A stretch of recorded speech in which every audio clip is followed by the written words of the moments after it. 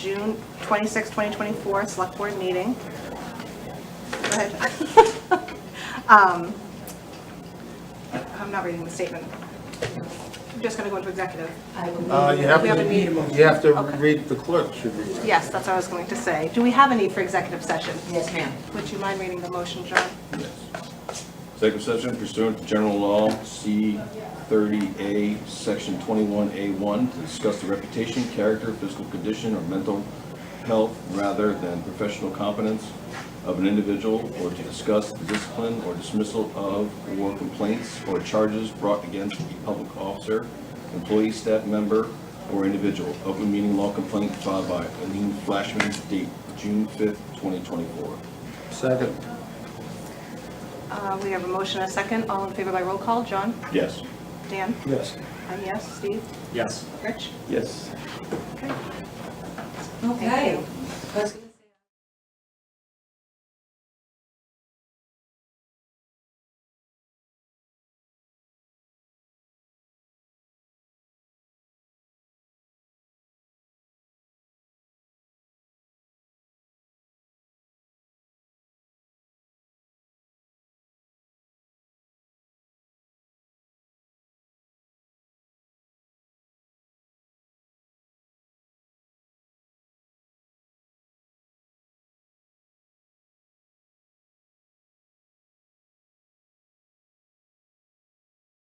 Broadcast of future dates. Comments made in open session will be recorded.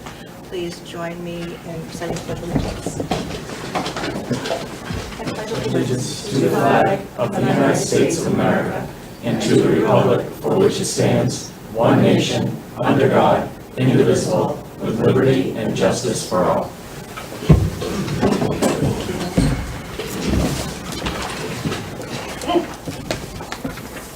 just covered the field. Right there. First up, we have a scheduled appointment with Dylan Peacock, Historic New England, private homeowners request for a vote of approval of their historic preservation deed restriction, Parks, Briggs, Standish House, 6995 Brick Hill Lane. Hi Dylan, Hey. how are you? I'm very well, thank you for having me. I'm Dylan Peacock with Historic New England. We're a nonprofit founded in 1910 that protects properties across New England with private preservation restrictions, and we have been working with Judy and her husband David for a number of years now to protect the really significant Briggs Standish House at 95 Brick Hill Lane. With the preservation restriction, it creates no liability for the town of Pembroke. And the select board actually voted on a similar restriction back in 2018 on the Recompense and Goon House on Elm Street. And so we're here tonight to ask you, for you to vote to approve the restriction pursuant to the state enabling legislation. The Mass Historical Commission has already offered its preliminary approval, and the Pembroke Historical Commission has voted to recommend that the select board approve the restriction. And I'm happy to answer any questions you might have about the restriction or Historic New England. Thank you. Does anybody have any questions for Dylan? I do. Hey Dylan, hi Judy. Could you just tell the public, really for the public, tell the public how this helps the town of Pembroke? Yeah, absolutely. Very simple. So preservation restrictions are private deed restrictions that are recorded at the registry. Part of the asking the select board to vote on it is to make it perpetual. Otherwise, Historic New England would have to go back and re-record it every 30 years. And the property, the Briggs Standish House, was built in around 1738. And then in 1813 was purchased by Luther Briggs, who was a really prominent shipbuilder here. He made many boats on the North River at the Brick Hill Shipyard adjacent to this property, a lot of sloops and scupper ships, and it's a really significant property in town, and the restriction ensures that it is not demolished, that alterations to it are reviewed by Historic New England to ensure that they're sensitively done in keeping with the historic character of the house. It has a lot of really significant historic fabric that has remained through the centuries that we're protecting, not just at the exterior, but at the interior, things like plaster, woodwork, floorboards that have survived for hundreds of years through careful stewardship of owners like Judy and David, who have put a lot of heart and soul into the property. And so The restriction is just ensuring that, in the future, owners are not only required to protect it, but they have Historic New England as a partner to help them with preservation advice, planning, recommending, potential contractors, things like that. We really try to partner with homeowners and help them preserve their properties, which they, presumably also love and care about. So. And just for the public's information, the select board received a packet that has a comprehensive description of the house, the history of the house, photo documentation of the interior and exterior of the home. This has been well thought out. And obviously, Judy is very interested in having this done and for all the right reasons on her end. And I just want the public to know that it's been a very thoughtful process. Beautiful job. How long have you owned the house? We moved there in 1985. Wow. And we'd be there forever. But it's interesting, when you live in an old house like that, you really feel like you are someone who is passing through. And we have felt very protective of the house and very concerned, and this is our gift to the town of Pembroke, I'll be honest with you. I mean, this is something that we feel very strongly about, and, we just love and cherish the house. And we were very involved with the 275th anniversary of the Boston Tea Party, because the Beaver was built at the Brick Hill Yard. So we were involved with the tea, all that kind of stuff that we did. But it's also, it's a commitment when you own an old house like this, because it means that you have to pay attention to maintenance and how you take care of things. We've done a lot of work with some local people here in town, like a window restoration and things like that. And there are those people out there who really do care about maintaining and preserving old structures. And I'll be honest with you, David and I feel very strongly about this, because we've seen too many houses in Pembroke that have been demolished, vandalized as far as I'm concerned, in terms of not preserving some of the historic things. And I really feel strongly that if you want a new house, buy a new house. And again, we made this commitment to do this, and again, we think it's important for the town's history and the Commonwealth's history to preserve properties like this. Yeah. Great. I've had a personal experience with that. My first house was 1793 Center Chimney Cape in Rockland that was completely gutted and modernized. So, It's ruined. oh well. Ruined is what that is. So I applaud what you're doing. Thank you very much. Yeah, I mean, I just want to echo what my colleague Dan said. The document is extraordinarily thorough, so just very impressive in terms of how thorough the document is in terms of wanting to secure the historical value of the property, and even going as far as really going back to each of the owners, all the way back to when it was constructed. It was nice to read that history there.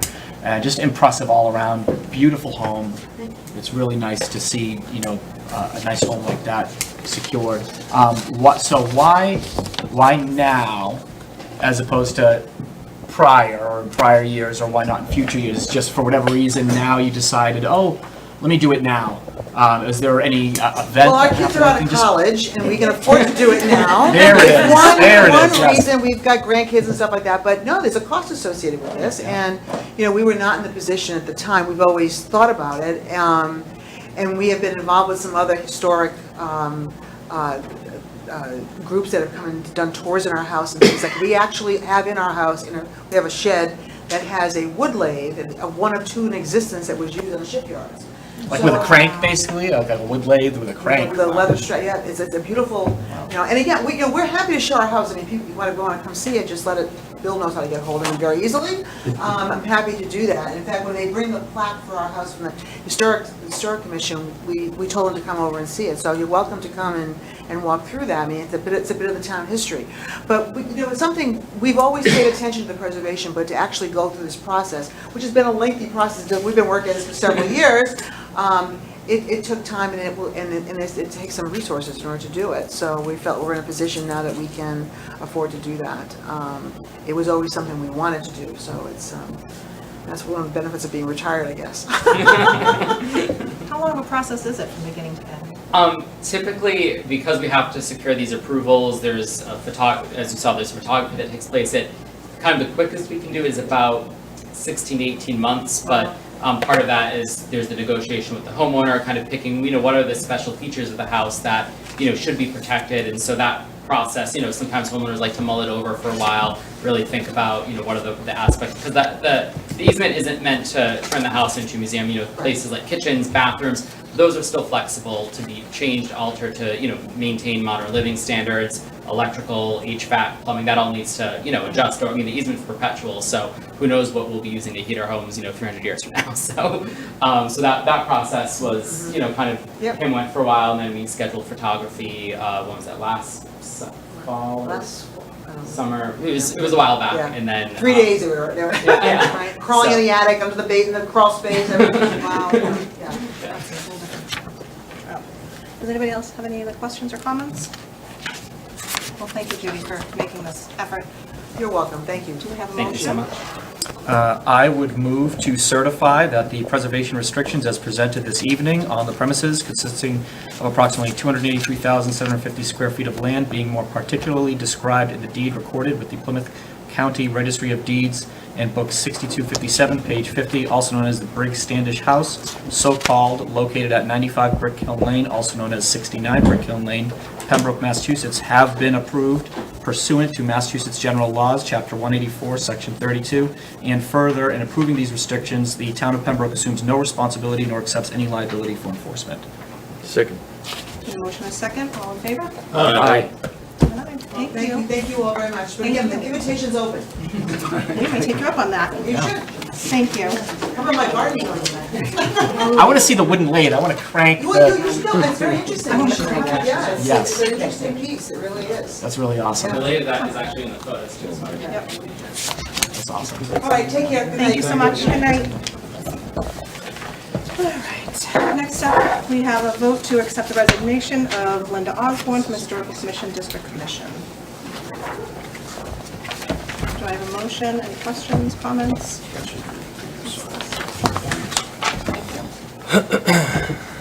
I have a motion for Linda? I would move to accept the resignation of Linda Osborne from the Historic District Commission. With regret. I have a motion and a Second. second. All in favor? Aye. Aye. Okay. Just gonna wait for a while. Vote to appoint John Flanagan to the vacancy on the Historic Commission, District Commission. I'll move to appoint John Flanagan to the Historic District Commission, please. Second. Motion and a second. All in favor? Aye. All right, where are we here? Vote to adopt town quarry policy. That was where we cut to. Do we want to talk a little bit about, we had this on our agenda last meeting, and we decided to push it out to this meeting, so we would have town council here if we had any questions.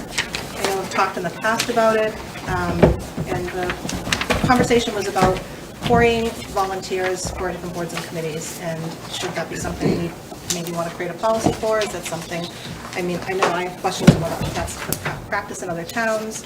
I kind of got a mixed bag of responses when I reached out myself. We obviously have paperwork from you, but I was curious on what your, Sure, absolutely. And again, for the public, Michelle Randazzo from KP Law Town Council. So there are certain categories of folks for whom you are supposed to conduct queries, right? People with the opportunity for direct and unmonitored access to children, so that's often through the schools, or if you have day camp programs, the elderly or the disabled. And that's compensated, uncompensated, volunteer, any person that may have that opportunity for the direct and unmonitored access. So when we look at board members, we generally look at whether or not boards like the Library Trustees, the Recreation Commission, your Council on Aging, whether those folks will in fact be actively involved in the program functions where they might have that access, right? And so those are folks that you should be doing queries on. How frequently and how you evaluate the query is not defined by law. And so when we put together our sample query policy, we identified a number of criteria that you may choose to consider if you have an applicant that has come in for, an appointment to a volunteer, whether it be compensated or uncompensated, appointed board. Look at the nexus between one of those three groups, right? And the level of interaction that they might have. And when you get a query back, if something pops up, we suggest you look at things like, how long ago did this happen? Is it an OUI that happened when someone was 25 and they're now 50? And so there's nothing in the law that says what you have to do with the query, but for those three categories, you're supposed to do queries. For other appointed board members, there is no requirement, but it is at your discretion to run query checks prior to the entry into service or periodically thereafter. Those are all discretionary determinations. What we encourage folks to do is in fact adopt a policy, right? If you're gonna run it on volunteer appointed board or committee members, it should be uniform, right? If you're gonna only carve it out for those board or committee members that may have that direct and unmonitored opportunity for direct or unmonitored access to children, disabled, or elderly, then you would define that in the policy. Who's gonna do it, who's gonna run through the check, and then what you do with it after the fact. The policy that we've proposed to you also outlines the steps that are required by law that have to be taken if you run a query check on someone, and you determine that there's something on the query check that may cause you to issue, potentially, an adverse decision on that application. There's specific processes that need to be followed. Sometimes that may include talking with an applicant in executive session to discuss the query, because query isn't something that can be publicly shared. And so the policy that you have before you, I recommend that all my towns do a policy, because technically if you do 5 or more query checks annually, regardless of the type, you're supposed to have a policy. And so in my very, very small towns where they don't hire anybody, like, we're not gonna do 5. I said, well, just adopt the policy anyway, so that you have it in place in the event that you come to a year when you do 5. Police are not covered under this. Their background checks are completely different and more detailed. This is not civil fingerprinting. That is something that has to have a bylaw in place, and it's different in kind. This is just your standard query for employment or actual paid employment or volunteer purposes. Did you have a question? Yeah, so it sounds really like there's kind of two things, just to kind of tease them out, there's two things in front of us really. The first question is, should we have a query policy? And we can tease that out from the second question, which is, should we also query volunteer board members and things like that as well? Am I understanding that correctly? That there's two things, like I feel like one of these are easier to handle. We could probably dispatch that one. You should have a policy. You should have a The question policy. is, how far is it gonna go? How far is it going to go? So A, the question is, should we have a policy? And obviously we've got to discuss, I think that we should have a policy. I think that makes a lot of sense. And then B, the grander, or maybe it's easier for some or others, but discussion is, should that policy extend also to volunteers for the boards and committees? Can I have a clarification for the matter of discussion? Is it legal to require an elected official to be queried? So my general response on elected officials is, what's the point? It cannot be made public, right? There's criminal and civil penalties against improper disclosure of query information. And so when it comes to, and there's no, I don't set the state election laws. There's no baseline requirement that you have to not have any criminal background in order to run for public office. And so I do frequently get asked, can we run query on elected officials? There's nothing that I know of that bars you from doing that, but you can't do anything with it. And when we talk about, to go to the question of how broad a policy you want, right? I typically say the more query you have, the more you have to safeguard, because there's very specific requirements for how you treat query information. It's got to be encrypted in a secure server. It can't be laying out on the, somebody's desk. And so, because it is considered sensitive private information. And so with an elected official, like, what are you going to do with it? Right? You can't put it out to the voters to say this is why you should or shouldn't, or we think that this is information that the public should know when they're considering who to vote for. So I don't typically include elected officials in my I query sense policies. danger in all of that. Pardon me? That sense danger and all of that, of getting sued. Well, right, you keep, that's what I'm saying. The more Cory you have, the more you have to safeguard, right? And to the point of sort of how broad you want the policy to go, you know, if you run Cory checks, like our general spiel is if you're gonna run Cory checks, whether it be applicants for actual employment, volunteer board members, like you don't do it on everybody that's put an application in the door. To me, that's too much Cory to have, right? It's just that much more information that you have to protect and safeguard. And so we typically recommend it's only on the finalists. Now, on a lot of volunteer boards and committees, you may not have a lot of people banging down your door to sit on these boards. But it is, you know, a discussion that you may want to have with administration and sort of like how their processes work and when is the right time to run a Cory and who has access to it. I have some towns where administration runs the Cory check, and if there's nothing, right? And the only time that it comes to the level of the appointing authority is if something pops up. But again, there's very specific processes and notifications that have to be made to someone if Cory comes back and there's something on there that the appointing authority may believe might lend them to not appoint someone or reject an application. And so, but again, the policy very clearly tracks what those state law requirements are. But it is extra process. It's not extra cost because municipalities can run Cory for free. You know, you're not going to get everything under the sun because there's different levels of access that are made available by the state for different purposes. So you might get higher access to more information for those three protected groups that I talked about, folks that may have access to those groups, than you might for a volunteer board or committee member that does not have access to those groups. You might get what's known as standard access, which, you know, they revamped the Cory laws in 2010 and 2012, and it was really geared, and I can just tell you what it was geared towards. I expressed no position on whether it's a good thing or a bad thing, but it was geared towards trying to reduce the amount to which someone's criminal history will live with them for the rest of their lives, right?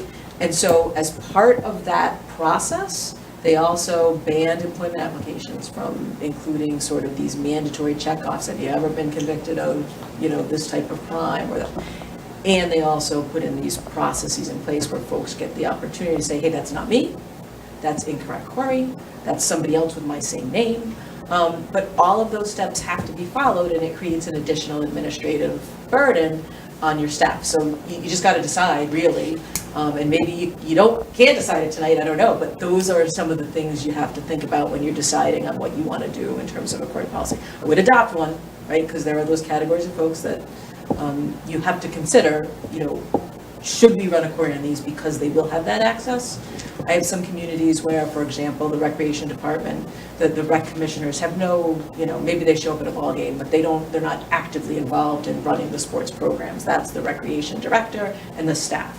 So that depending on what your structure is, you may find that you don't believe that you need to do Corys on those folks. If all the council and aging members are, you know, in the senior center every single day and really interacting with seniors, that writes a level of Cory checks that you might want to do.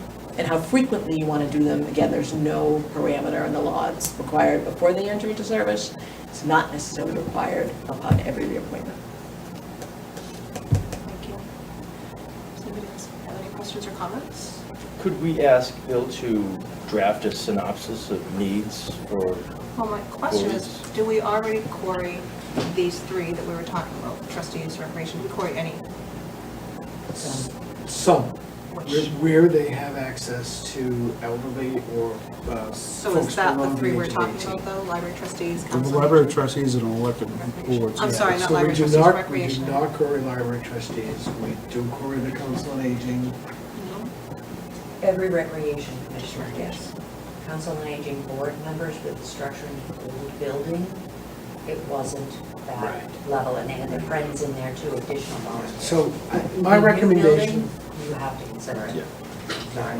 my recommendation is that we do Cory the council on aging.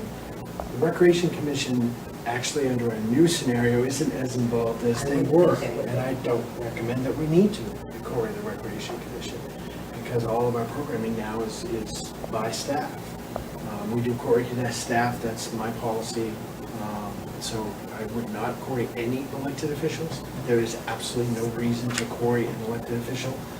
I think you open a major rabbit hole when you start querying elected officials, because you query an elected official, let's say ABC is elected to the select board next year, and ABC has a drunk driving offense 8 years ago where he shot a gun.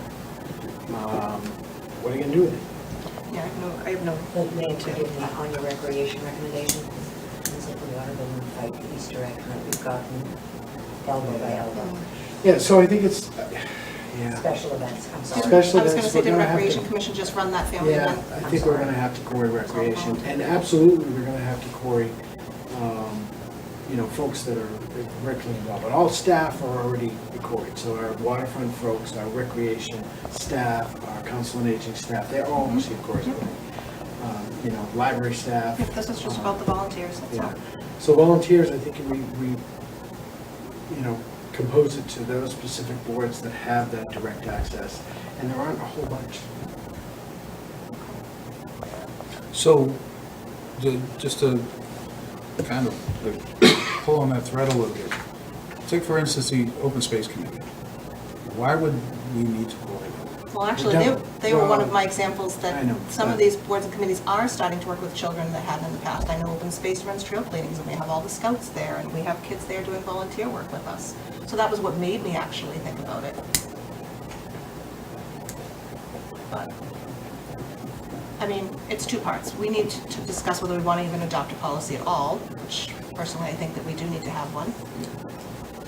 And then maybe we can hammer out details of said policy. I don't know if we want to do that part tonight, or if we just... So, we just got this tonight, correct? And I suggest we take this and we study it a little more. I mean, all of us have read this through email ahead of the meeting to get apprised of it, but it's brand new. It's really before us this evening for the first time officially. I think giving it to at least the next meeting to discuss it again would be prudent.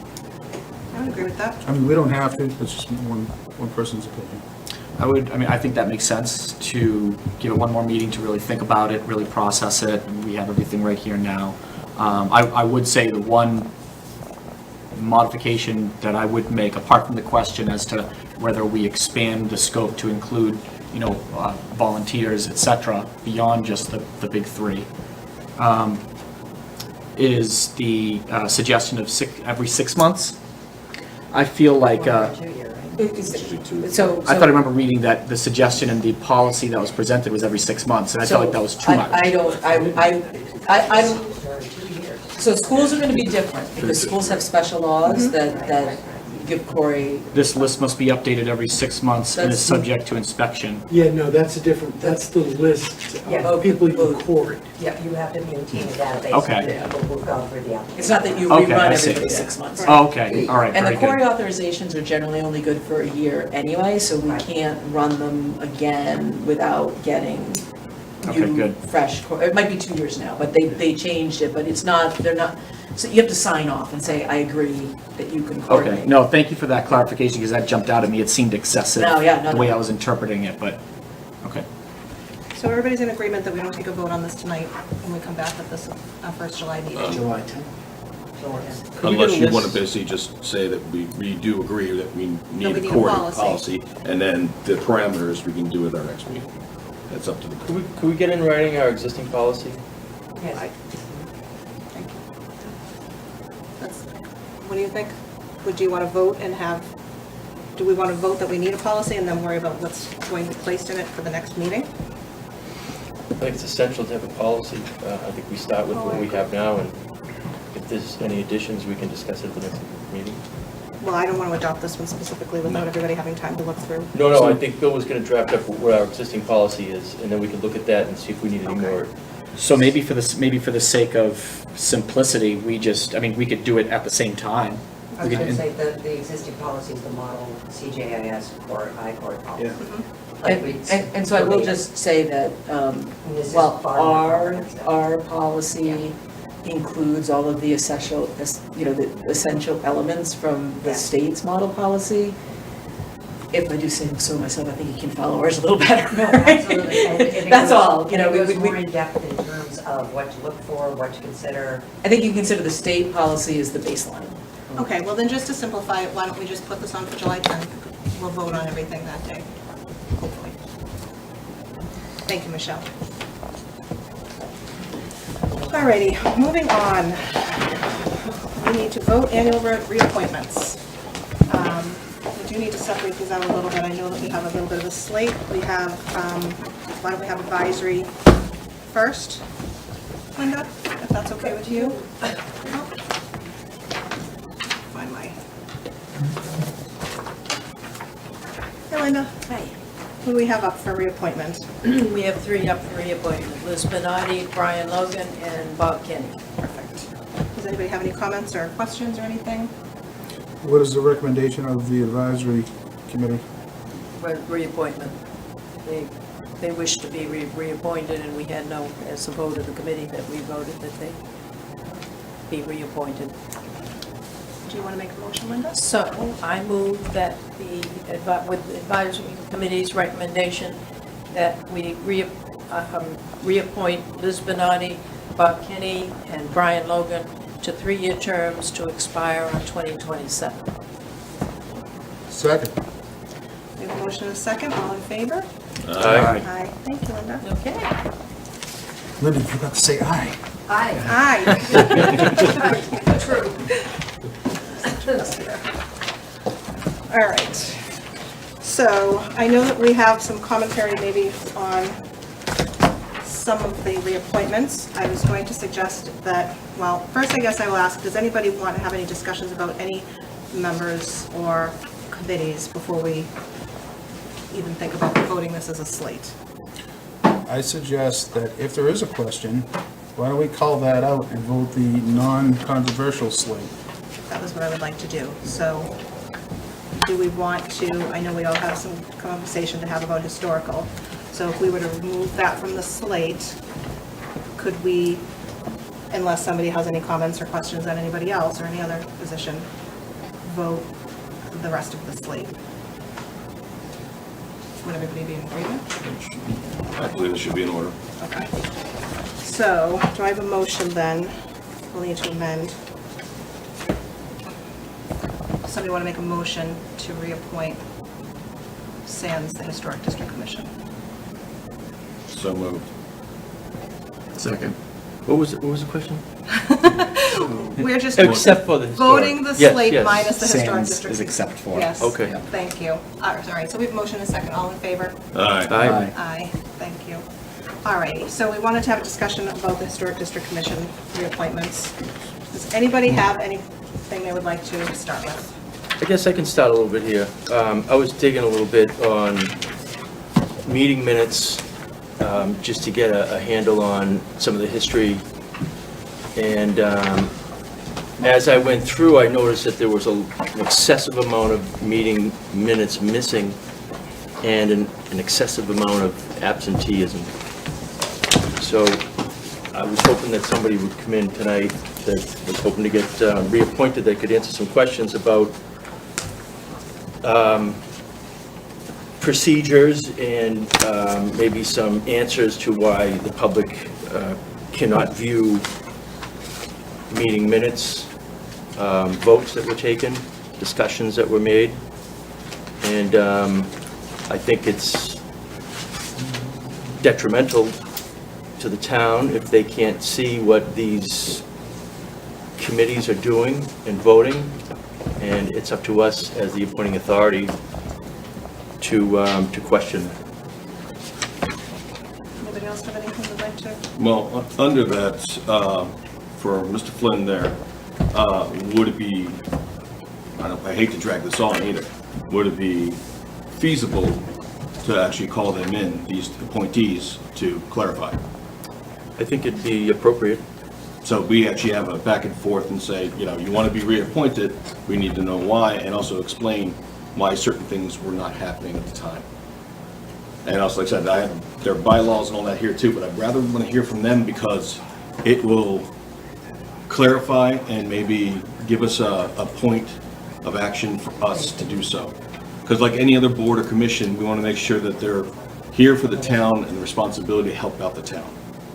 And that's how I always look at for any board. And I also want to have their autonomy too, because if they feel they're under the thumb of our board, then we will get, for a better word, awful members of any board because they're concerned about what reprisal we might have from us, and it's wrong. That's wrong.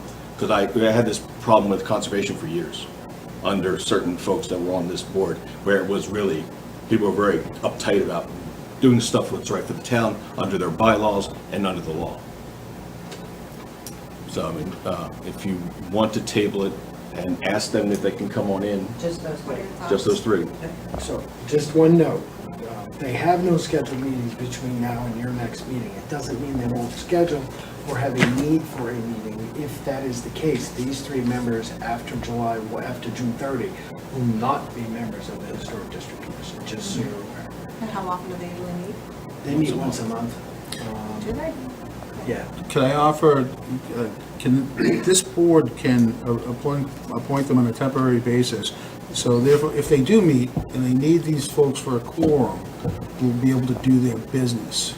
Is there a temporary measure that we could put in place? So, I was gonna quick look to follow, but I mean, folks can exist past their appointment term at what's known as a holdover capacity if business needs to be conducted. And they Good would be able to answer. vote? I like that one. And they've was met unaware. on average 7 to 12 times and dominantly averaging like 10 and a half meetings a year over the last 8 years. And usually close to the end of the month. July is not yet. So- Third Thursday. Thursday Third Correct. is when they. So it's Second unlikely. one- You are next Yeah, meeting is it'll be July. unlikely by the time our meeting happens that they won't be coming in. All right, so we have multiple concerns about some of these reappointments, so it would be nice if we could have them here. And I'm surprised that nobody came today. So we'd like to ask the town manager's office to request their presence at our next meeting. Do you want all three members? All three, or- yes. It's better that way since the three that we're discussing anyway. Okay. And we have our concerns. I think we have to. One member has. Well, there is one we don't have any concerns Well, I just want to specifically share about. that one member has relatively good attendance and isn't involved in any of the minutes because that person isn't a chair of the committee and isn't responsible to do this. So shouldn't we, But it's up to the board. If you want all of them, Well, if we start singling people out though, Thank you. we're gonna get into But we're some not- issues there. That's what it looks like. Like I said, if we're talking about perception and everything, I don't want to put anyone, like, okay, we're pinpointing you, you're the only one coming in for us. It's all three of you because the three are up for reappointment. Are there any other applicants for these positions? well, there we was, just but appointed one filled them. tonight, And there's one more. and there, one more just came in, yes. But he hasn't, as far as I know, even had a chance to He get hasn't to a meeting or attended anything. His application just came in. Well, if there's a question or a doubt, then let's talk to the person, or the people.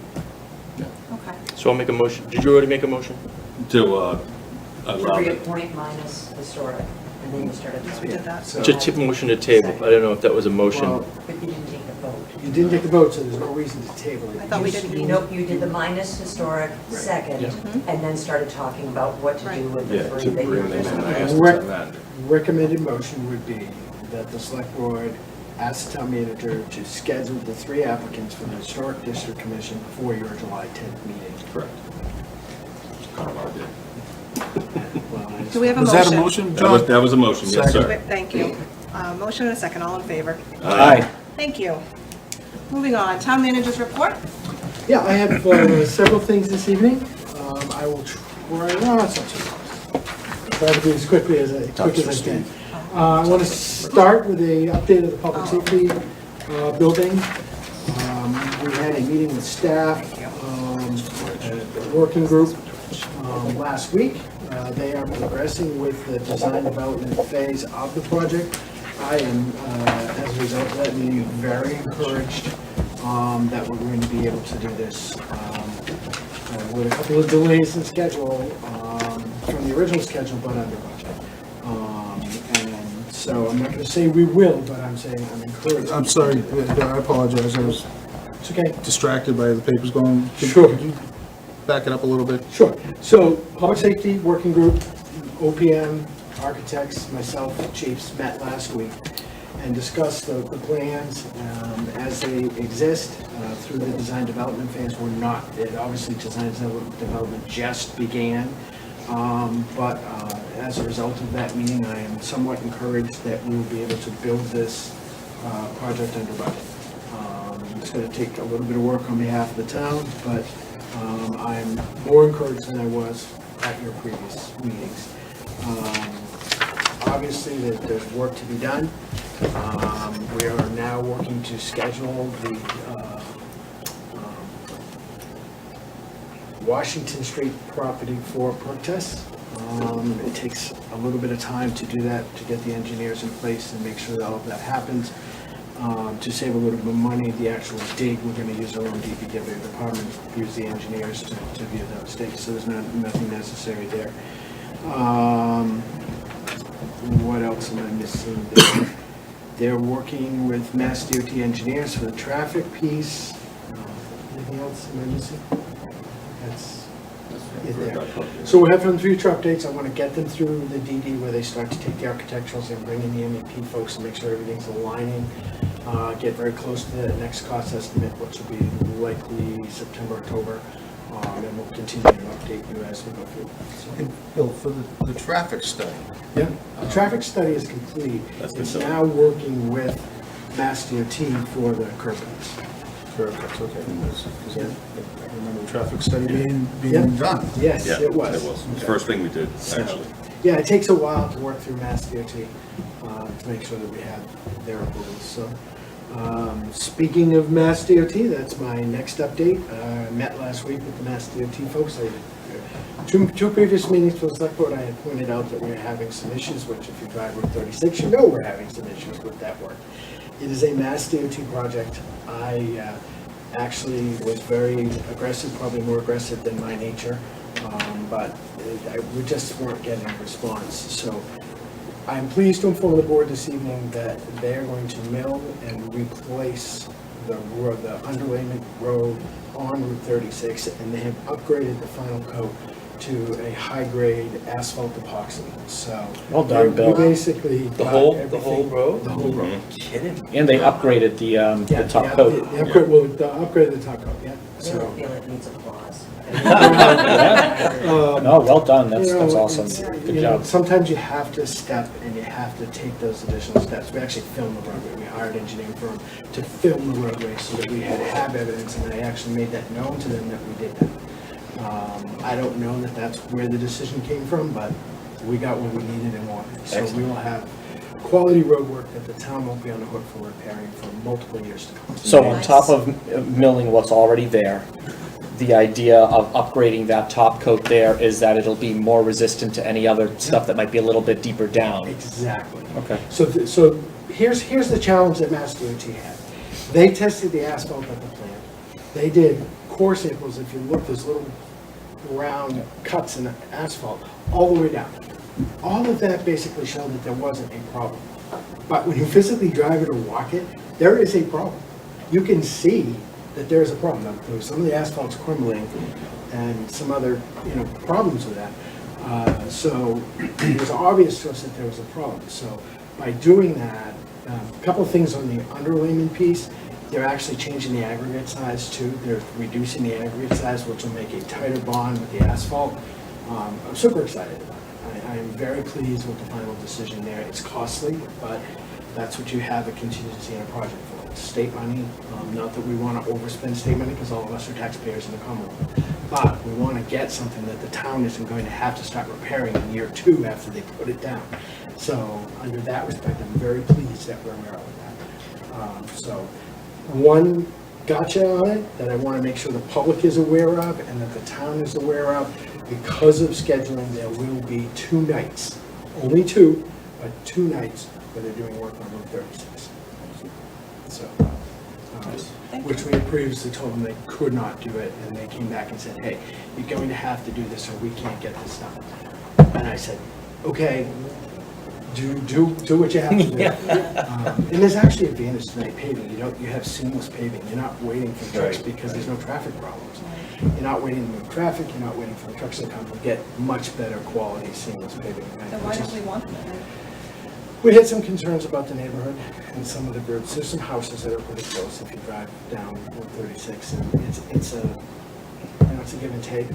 You don't have to do it, you don't. In this case, I think it's well worth doing, so I approve that. So, And most people don't need to get in and out of their house at night, correct. so that helps too. Yeah, it is a much better product, so pleased about that. Question. Sure. And what about even though this is all very, very good news and an increase to the quality on that top layer there, but beyond that, what kind of guarantees are there still for, 2 years out or whatever? What kind of establishment? You get the same 1-year paving guarantee from the contractor and the Mass DOT, and they assured me that Mass DOT is not going to leave Pembroke. Part of the challenges we had on this was that we had a major contractor, a major subcontractor for paving, and then you had the Mass DOT district folks. These folks were retiring at the same time this was happening, and we have new people. There were 15 Mass DOT folks at this meeting because people were coming and going. So now that everybody's up to speed, we can move forward and get this correctly. So we have the same guarantees as we would, although the product they're putting down, impactful. Very, very pleased. One other question I have, not directly related to this, but kind of in the scope of this general conversation, is obviously we've got, work being done around town with some other roads. There's some roads that there's a lot of folks that are understandably concerned about. What kind of guarantees are in place to ensure that we are made whole from the work, to make sure that those are repaid properly? So some of those are ours, and we guarantee it because we put the money aside to make it happen. Some of those are Eversource Gas, and Yeah. Eversource Gas has agreed to, their requirement is that they have to bring it back to the quality that it was. They have agreed to give us the funding so that we can use our engineers and our paving contractors to complete that work. So I'm super excited about that. We're still working on the final for High Street, but the other work, West Downland, Oldham area, they've already made that agreement. So I'm very pleased by that. We're working on our final paving list with our funding that's available to get our list out. We have our 5-year pavement management plan. We'll likely have that. I wanted to have it by your July 10th meeting. I probably won't, but your second meeting in July will probably have that list along with everything else because the pricing is fluctuating with asphalt right now. So. Thank you. Wanted to thank our public safety folks, specifically police and fire, for stepping up and doing a remarkable job during an interstate 911 outage last week. We had a couple of high-profile calls during that were basically seamless. Some anxiety for folks, specifically me and Sabrina, but they really stepped up, and my applause to them. I publicly thank them for their hard work. I also want to thank the community center staff and the Pembroke Public Library staff for stepping up during the heat wave and working to keep the buildings accessible to folks so that if people needed a cooling station, they were available to them. So those folks, it's seamless. Probably people don't even think about it, but they were available and those buildings were open. So thank you to them for doing that. Also want to make an announcement. It sounds a little weird, but we actually have an open house on Saturday, June 29th. That's this Saturday at the community center. It's not a grand opening celebration like we did before. It's more of an open house designed to show people what programs are going to be available there. And people can come talk about programs with staff, get some information on that, talk about the building use. Want to announce the outdoor fitness court. Obviously, we approved our share at town meeting. We have been formally approved for the rest of that through a grant offered by the National Fitness and Blue Cross Blue Shield. So that will go forward. That's an outdoor fitness court type of system. I believe this stuff is already being shipped to us at this point. We've got to get the concrete pad down. That'll be in the back corner where the old playground was. We're working with some playground stuff for the youth in that area as we move forward. And When is that expected to be completed? This summer. And then I also want to note that the exercise. Real quick, what time is that open house community center? I know you said the date was on Saturday. It's 10 to 2. 10 to 2. Yeah. Okay, thank you. Thank you. Yeah. I didn't write it down. It's on my list. Sorry. And then the exercise equipment, as we had promised for the community center, is on its way. There will be exercise stations within the big track in the corners. That portion of the exercise is free use for the public, that track and all of that. There will also be exercise equipment in an exercise room. We're determining what those costs are. They're probably minimal for Pembroke residents, and we're getting lots of questions about non-resident fees and non-resident use. If it's available at a time that a non-resident basketball club or social event wants to have it, we will absolutely allow them to use it at a fee. We want to make that as close to self-sufficient as we possibly can. The use there is incredible. A number of groups have stepped up, a number of groups are already using the space for parties and anniversaries and group events in the evenings. Any scheduled weddings yet? So, we don't have any weddings yet, but we've had some other things. I was in there the other day and the COA was doing a dance program. I was like blown away. I mean, if I were to put my fat body out there, I think I would have fallen on the floor. And there was a senior individual out there with a walker dancing, and I was just, wow, blown away. I've been checking on the floor, which is getting better, by the way. We had an expert, the general contractor hired an expert to come in and take a look at it this week, and they've changed some of the procedures on the floor, on the gym floor. So it likely will be without issue relatively quickly, so I'm pleased by that also. What are the hours of the tracks for residents? So we're still working through that. We're generally going to be, depending upon the day, 7 in the morning until hopefully 8 at night. But we're not there yet. We're still getting staff in place. So we're not open yet to walk the track? You can't because of the gym right now. Okay. Because the VOCs in the gym floor, they're still escaping out as fans blowing. So so we're not going to stay open if we can't use that space. But as soon as that floor sets in, we're ready to roll. We'll announce the hours. Yeah, we'll have that. So that is, let's make sure. That is all I had for this evening, unless the board has any specific questions for me. Yes, I do, because as you talk about pavement, Congress Street, from the water pipe break, it's not filled in properly, going down Congress Street past 53. It starts at grade and then goes down like a U-shape. So they're still working that project on Congress Street, I believe that's who is that, Selco? Is that I don't remember. They're still working it. It's probably a couple weeks before they're finalized on it. Okay, because it looks like they did part of it and then left the rest.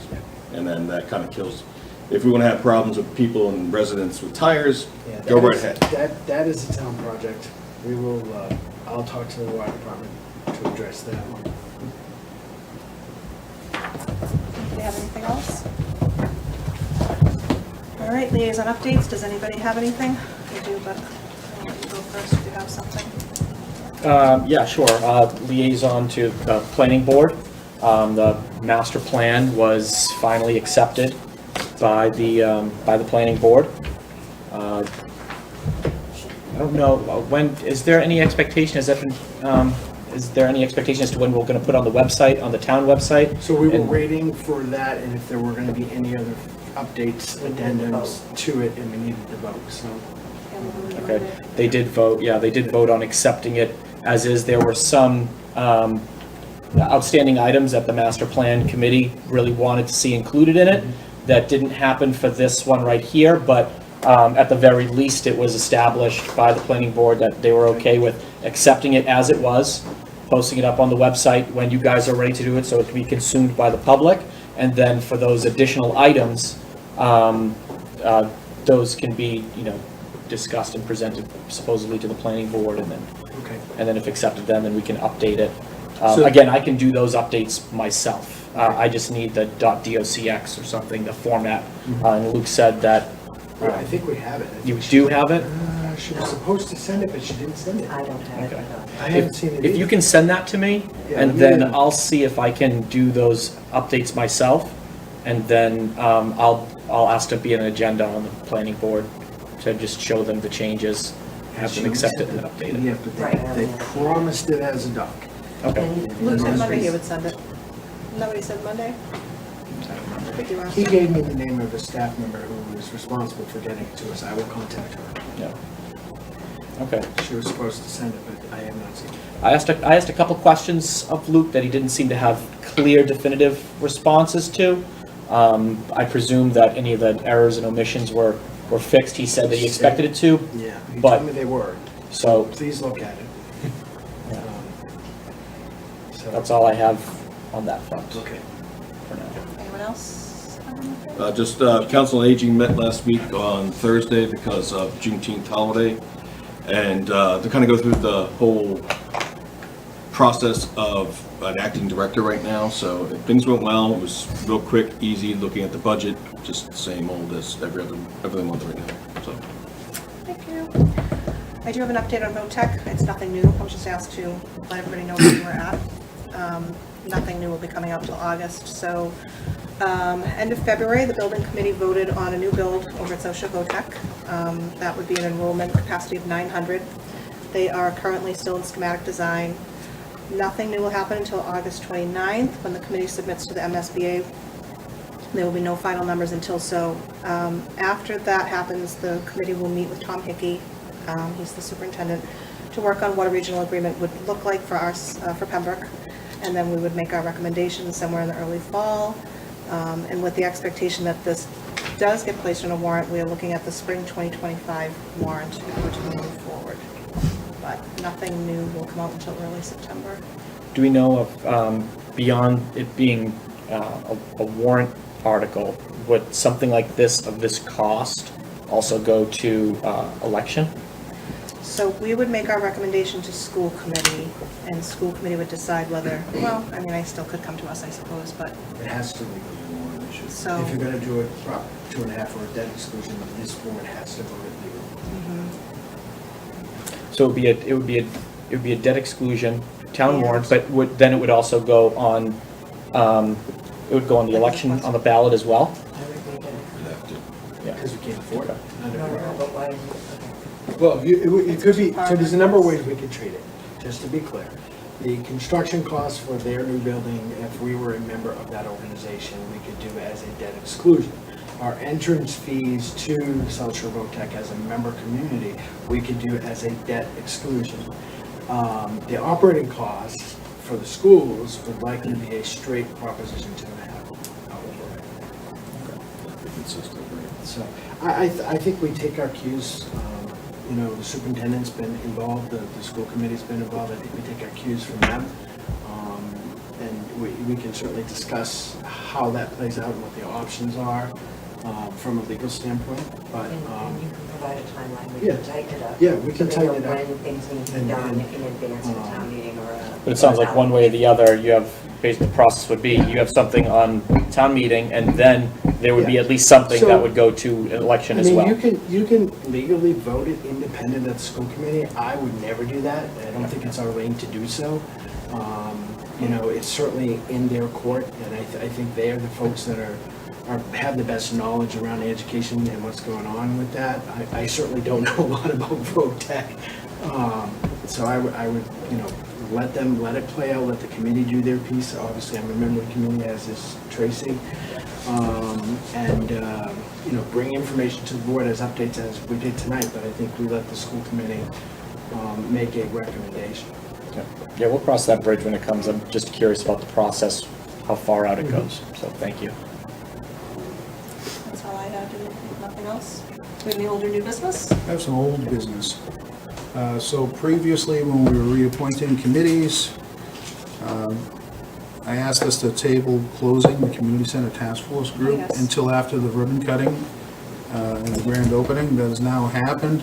So I think now's a good time to close the community center task force committee as a town appointed group. Is that a motion? I think you should. Yes. Okay. I'll second it. We have a motion and a second. All in favor? All right. Aye. Well, how long has that been in place? I was gonna say, like, you know. I know. In various degrees for 24 years. 24 years. Did we just is close that it with a, I was a Yes. little I know, I feel like we should have had a toast or something. Tequila with pickled Wow. jalapeno slices. We can do that chasing it. after. 20 years ago, I was like, this too shall pass, this too shall pass, and now it's 24 passed. years, wow. Wow. Congratulations. I Yeah, know. well, I wasn't on the Town. first committee, I was around for it, but I wasn't on it. Sure, but you're a catalyst to it, so congrats, brother. Does anybody have anything else? Okay, did you say yes? No. No. Do we have any community comment from the board? Do we have any community comment from our guests? Nothing? All right. We'll be Just set. one last thing, Bill, could you in your office do a small favor and just reach out to all the community center task force members and say thank you for your service, I will. the board has voted. I'm gonna personally send them a letter. Thank you. Perfect. Thank you. Upcoming issues, all we have is, even though it says July 10th, it was an error, it's July 24th. We'll have a public hearing for a Class 2 license transfer from Mickey to Celebration Auto. And that is all I have. Do I have a motion to adjourn? So moved. Second. All in favor? Aye. Aye.